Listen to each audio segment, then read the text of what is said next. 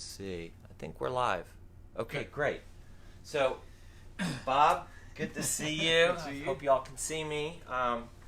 Bob says, tell me what we're doing. I says, I don't want to tell you what we're doing because then it won't be real. Right. So Dr. Foster is an interventional cardiologist with the Birmingham Heart Clinic, and Bob, this is Doc Talk Live, right. which means that we can do anything that's health-related, educational, entertaining, sort of on the fly. Okay. And I really want to bring medicine in a way that's sort of not so white coatish, Gotcha. if you will. Which sense. The white coat is fine. And I want it to be sort of more interactive. Okay. And since I'm working all the cameras, it's hard for me to see questions right. and do all that. But if people have questions after the show, one of the things we could do is we could come back. Absolutely. And we could maybe just answer questions that people come up with. So you're a heart doctor, and sort of the only information I've given you today is that we're going to talk about circulation. Right. And so just so I can sort of bring this to some sort of common level, the circulatory system, in my way of thinking, consists of arteries and veins. Exactly. Arteries bring blood with oxygen to your tissues, and veins take that blood away, that deoxygenated blood, and brings it back to your heart and lungs to get reoxygenated. Right. So if you have problems in your arteries or veins, you're going to have some sort of circulation problem. And I imagine that the symptoms of artery disease is different than the symptoms of venous disease or diseasing your veins. So with that overview, with that backdrop, take it away. Tell me what you want to tell me. Right. Well, first of all, extremely exciting time for cardiologists. And one of the things that when people start looking into, do I have a circulation problem, who do I go see? Do I go see a vascular surgeon? Do I go see a cardiologist? I mean, a lot of people used to think that cardiologists were just hearts, and that's all we did. Well, now, I would say, particularly in my practice, I'm probably about 25% hearts, and the rest, the peripheral vascular. Because what we found is the same technology that we use for the hearts, we're now using for other vessels of the body. Whether it's the arterial circulation of the legs, the kidneys, the carotid arteries, the arm arteries, we're basically now, and you'll see it in a lot of the kind of banners, is it's really not just cardiology, it's cardiovascular disease. Because we're doing the heart, which pumps the blood to all the vessels, but then we're also having to treat everything else, where all that blood is going. So arteries, it's really vascular specialists. Arteries and veins. We're getting out of the heart now. Right. We're getting into the periphery. So what would be the sort of the most common arterial things you would see? Good. And the most common venous things you would see? So in perspective, what we're seeing is that arterial disease is a very advanced disease. So because we've done so well and technology's done so well in keeping the body alive longer, because most people still die of a heart and vascular problem. So people are living longer, and so they're getting more advanced disease. So it's not just blocked arteries of the heart, it's getting out into the circulation. Once you get this disease out in the circulation, what we're beginning to see is more of the longest vessels first, which are usually the leg vessels. So what they'll typically get is what we call claudication. And there's really two types of symptoms that you can get. Most common is basically pain in the calves when you walk. That's what we call typical claudication. If some people, though, will come see us and it's not claudication, it's what we call pseudo-claudication, which is more of a back issue. Which is we call that neurogenic claudication. Exactly. We don't use the word pseudo because it's not fake, but that's okay. Yeah. So we still use pseudo because it basically takes it out of our area and puts it into my into area. Dr. Goodman's area. All right, that's fine. So, but that's what you get. That's kind of the initial thing. It's pain in your calf when you walk. Better when you stop.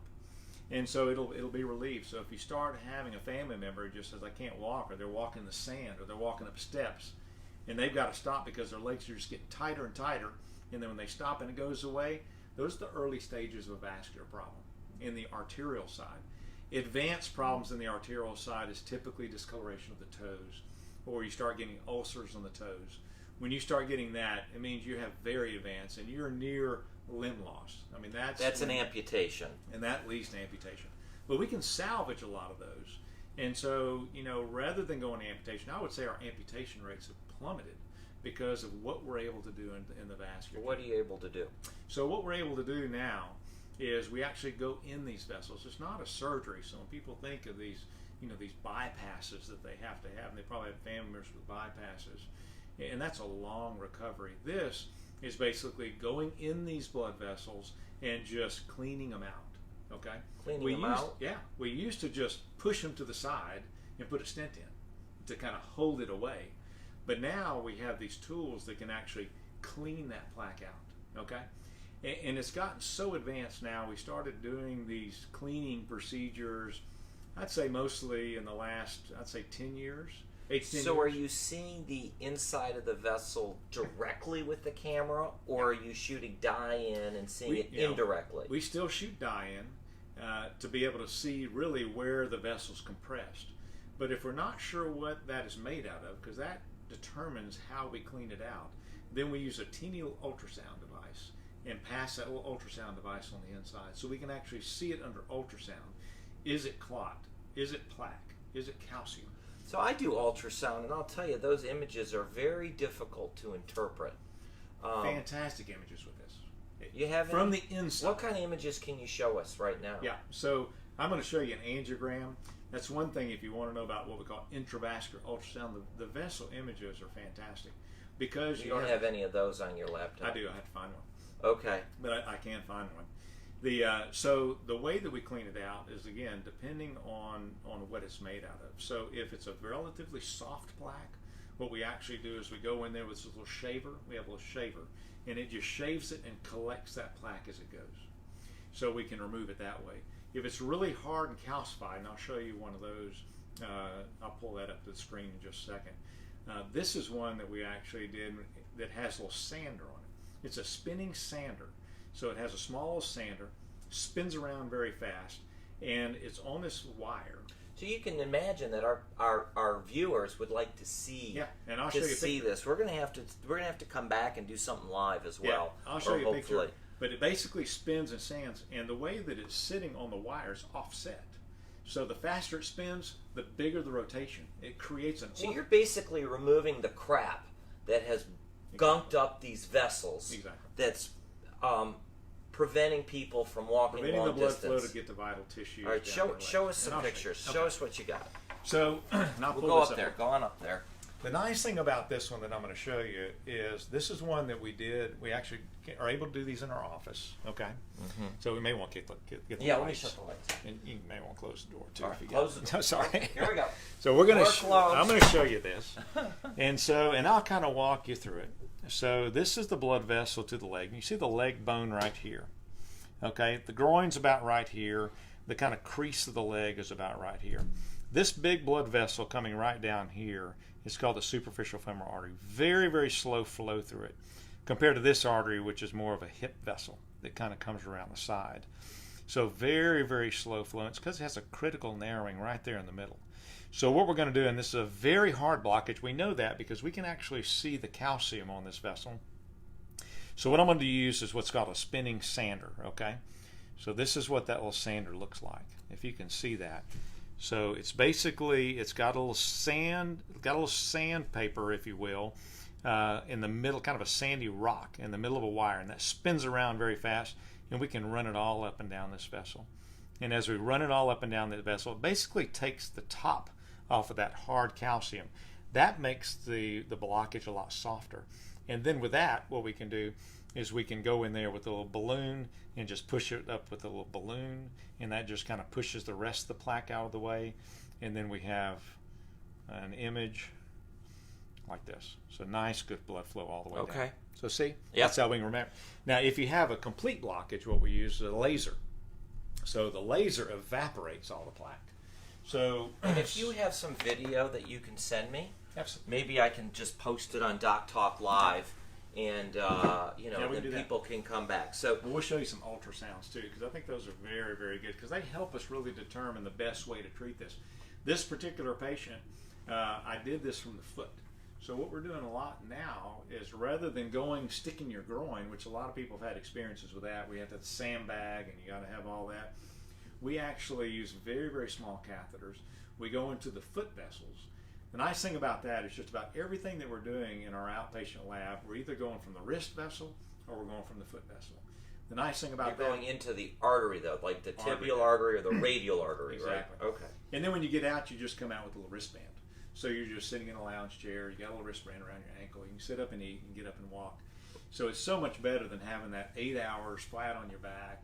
So if I got this right, though, basically you are able to roto-rooter these arteries to basically open them up. Exactly.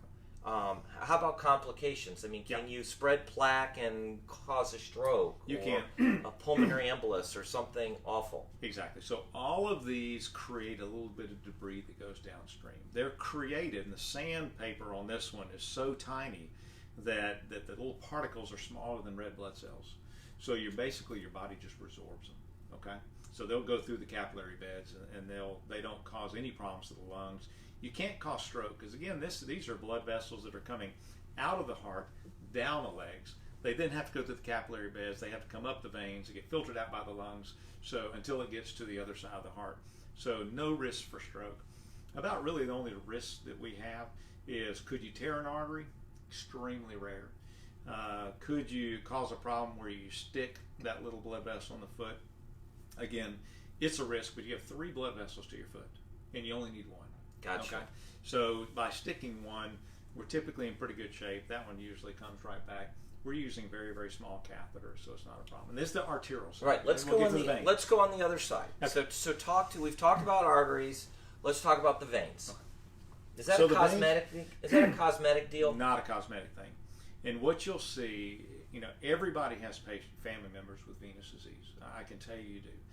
If you look at the number of patients with heart disease, vascular disease, even diabetes, all those combined, there are more venous disease patients than all those combined. You're kidding me. It is a huge problem in our population. So the symptoms that people get is restless leg, aching in the legs at the end of the day, cramping at night, it's swelling. That's what you typically get. And it can affect your lifestyle. These people have to go home and they've got to get their legs up. At the end of the day, their legs feel heavy. All that's venous disease. So let me ask you a question. Restless leg syndrome. Right. Okay, I sort of cringe whenever I hear the word syndrome, because syndrome to me means the doctor doesn't have a clue what's going on. So can I infer that we're labeling people with restless leg syndrome when actually the culprit is their veins are at issue? Almost always venous insufficiency. See, I just learned something. Almost always venous insufficiency. And I can tell you, out of all of the, we run a vein center, so we see vein patients all the time. Out of all the things that we do that make patients better, I would say our most satisfied patients are the patients that come with restless leg. It absolutely gets better. And the reason is... See, I did even hashtag restless leg syndrome on the Doc Talk Live. That shows you how little I know about that. So it must be very... Most of my viewers probably don't know about this. And I'll explain to you why people have it. Basically, the way the vessels work, which Dr. Goodman said, blood's carried down to the arteries. It comes back to the veins, but you have 2 vein systems. So they're basically in parallel. You have a deep vein system, and that one's in the muscles. So that one, when you walk, that one has a pumping mechanism to pump it against gravity to get it back to your heart. But then you have this outside set. It's a very big set of vessels. And the only way blood can make it up through that and go back against gravity is through a series of valves. So it's kind of like steps of a ladder. You have this column of blood going up this step. Well, if your steps are broken, it just falls right back down. So you have this column of blood that's just pressurizing your leg during the day. Much worse if you're standing in one position. So we see a lot of hairdressers, clerks, certainly physicians who are standing standing by technicians and people who their jobs are standing is a big one. Second is sitting. Those are the two times that you have the highest pressures in your legs.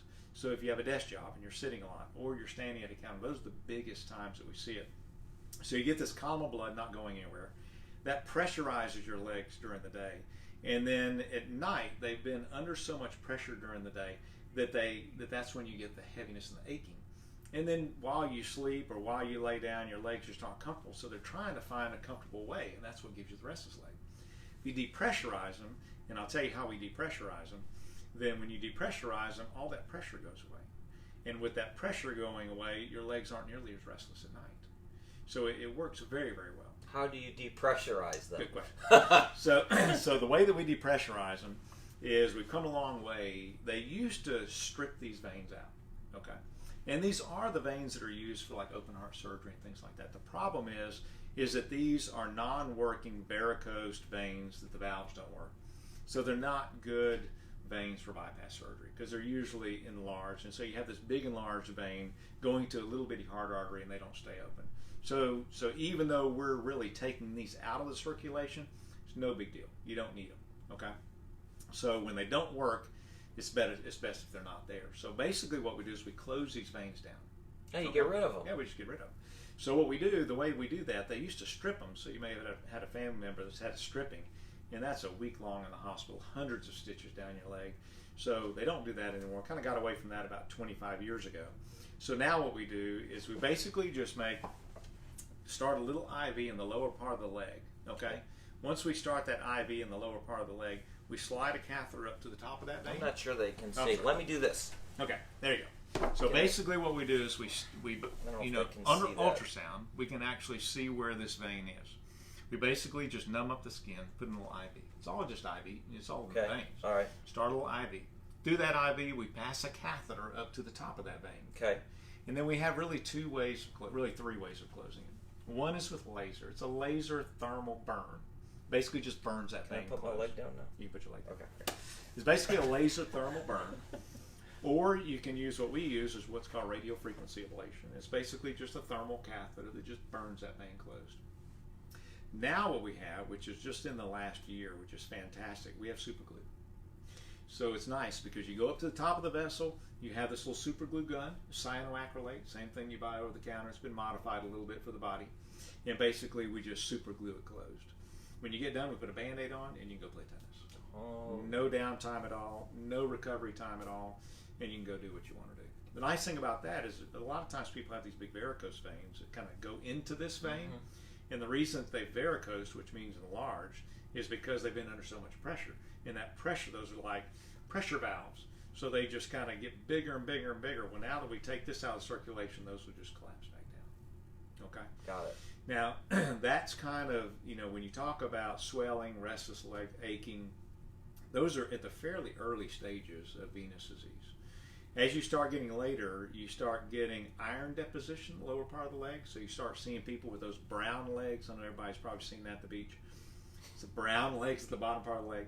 And that's basically, it's the way... So when you see those people, do you start thinking, darn, they should have saw me? I me? can't go to the beach anymore. All I'm seeing is varicose veins. I know it's awful. Like, I can help you. So that is awful. But basically, it's just your body trying to create a compression sock. And so it damages the skin so your leg doesn't get this big.